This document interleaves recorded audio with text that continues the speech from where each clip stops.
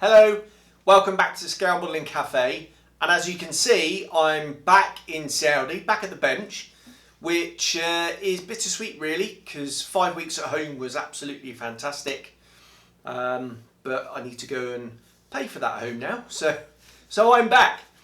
Right, first off, I hope you enjoyed all the videos that I put up over the last 5 weeks. I front loaded a whole load of content, did lots of videoing, all sorts of different sorts of videos for you and put them up over the 5 weeks. Just trickle fed them out, so I hope you enjoyed those. And also the ones just filmed on the phone, the little ad hoc ones.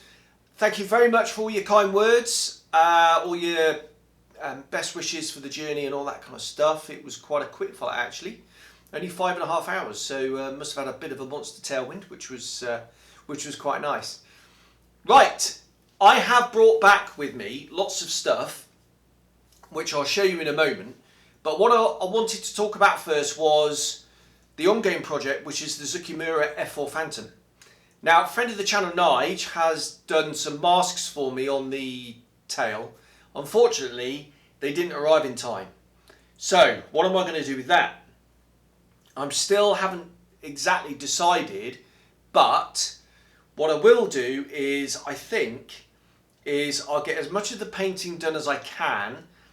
I tend to, if I'm painting markings and white markings, I tend to paint them first, put the male masks on if you like, and then paint the camouflage over the top. I think what I'm going to do with that is I will paint the model apart from the fin and the metal bits around the back. I might even be able to get a load of decaling done, and then luckily the wife is coming out to visit with number 2. They're both coming out in about 3 weeks time, and the masks should be there and they'll bring them out, and then I'll be able to finish off the painting, finishing off the last few decals and get that project done. That'll be obviously in 3 weeks time. So I think what I'm going to do is I'm going to do a start and finish a quick project just to keep the modelling content going, and then once I finish painting and weathering the model, then the last part of the Phantom will go out. That's my plan because I want to continue bringing you modelling content. The model that is going to be is the Eduard ME109 G14AS. The reason I picked that is I was going to do the Clearprop H75N, which I'm really very excited about. Unfortunately, Nigel's done the masks for that, and they're with the masks for the Phantom. There's also, really wanted to get the Tamiya 109 G6 in 72nd scale done before the Eduard dual combo of the 109Fs come out. Unfortunately, he's doing masks for that as well. So what to do? So I thought I'd just do the 48 scale 109 and get that done, because I think that should be quite quick. Things I brought back with me then. First of all, is this. This is a KA Models have done a beautiful set of burner cans for the Phantom. So I brought these back with me. This is the one piece of aftermarket that was missing from the F4. So really looking forward to getting those done. This one's for the A, B, C, D and N. It's the open nozzle. And yeah, this is absolutely phenomenal, the detailing in that. So looking forward to painting those. Right, I brought back lots of kits. Now all of these are going to have sprue tours done on them, which I've already filmed actually, and I'll edit those up over the next week or so. And they're all going to get built on the channel.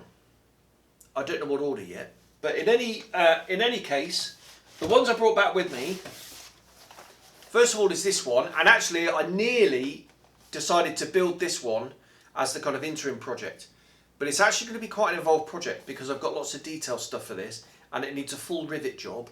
This is the Armour Hobby P39, I've got some Nigel's masks for these because I wanted to do a Soviet one. And like I say, I've got lots of aftermarket for this. So I am going to do a sprue tour of this one on the bench. I'm really excited about building that in due course. And then it's a bit of a clear prop session. So I've got the Key 51 Sonia in 144 scale. Now this is phenomenally detailed. It's absolutely unbelievable. Like I said, I'm going to do a sprue tour on all of these, so you'll be able to see. 2 kits in the box, which is fairly common, I think, for these smaller 144 scale kits. But I just wanted to do something a little bit different in a different scale and just see how that would turn out. Now, it has got panel lines on it. They are beautifully fine, but in this scale, ooh, I don't know. So what I think I'll do is, on one of the models, I'll gently sand all the panel lines down. They'll still be there, but hopefully even more finer than they are. And the other one I'll do straight from the box, so we can have a little comparison. So that's that one. I've also bought this one, and this is the Key 51 Sonia, but in 72nd scale. And with this, I've got all the resin and photo etch that ClearProp do. They do their own accessories for their own kits as well as some other kits every now and again.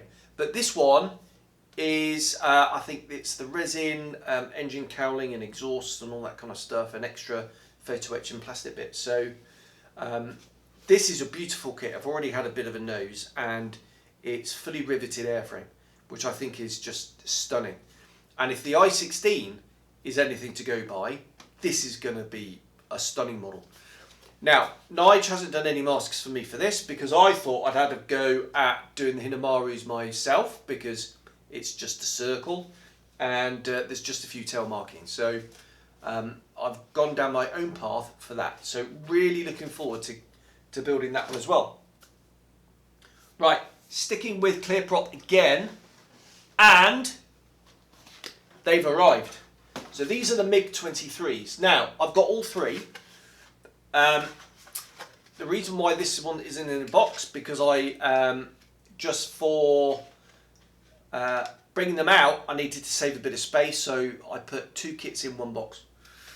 But I've got all 3. So this is the European one. So this has Czech, East German and Soviet markings.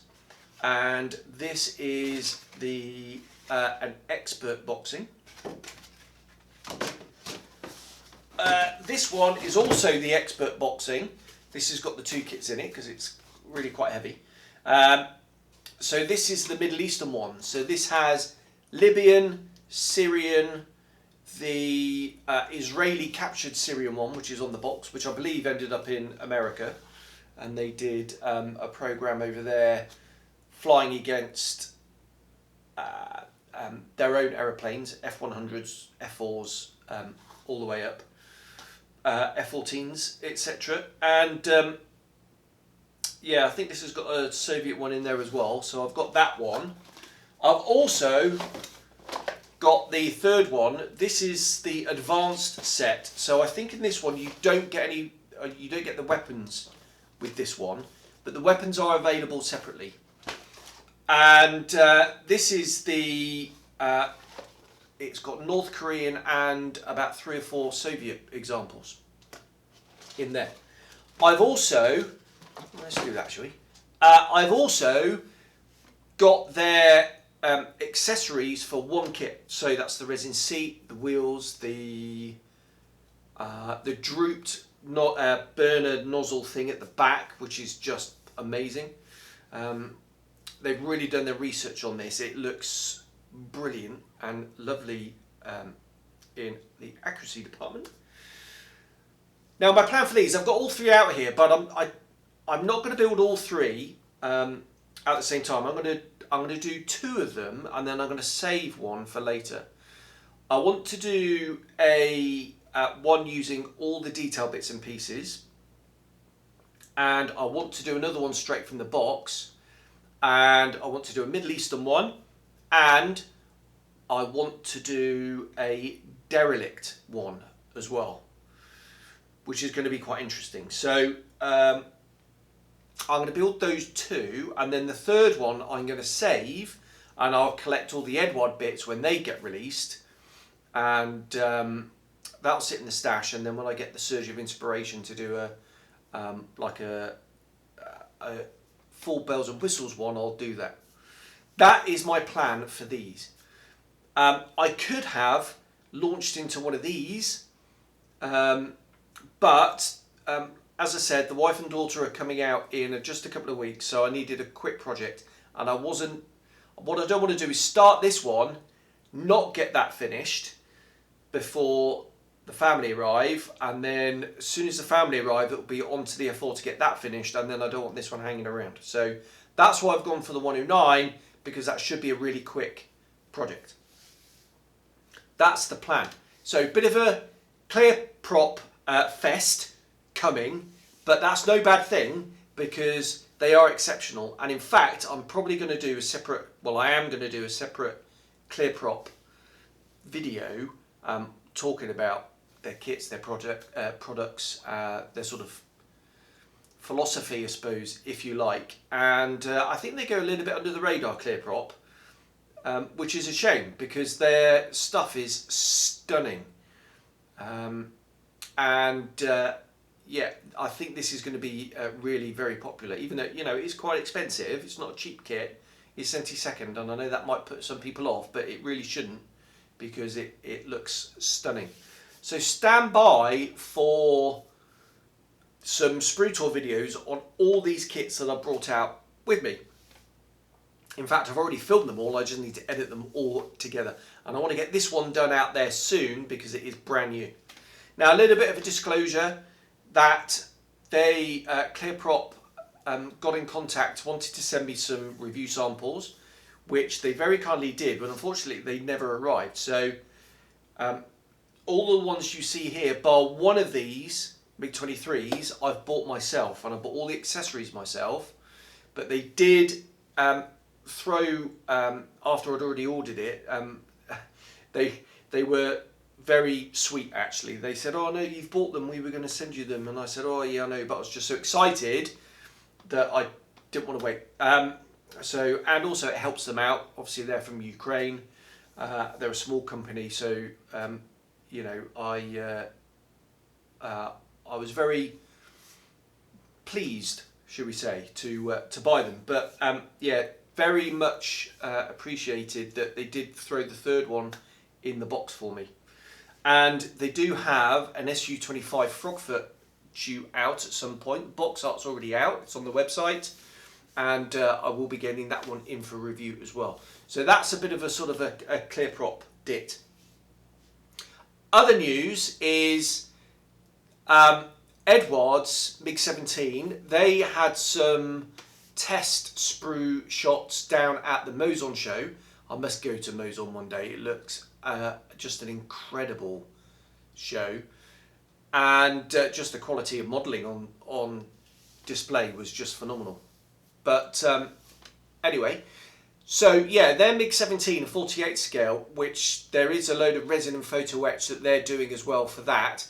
I don't know who's moulding it for them. It is outsourced, but just judging by the sprues, it looks brilliant. And I've got one of those coming. So as soon as that arrives, I think it won't be that long. Hopefully, maybe if I'm really lucky, the wife might be able to bring it out with her.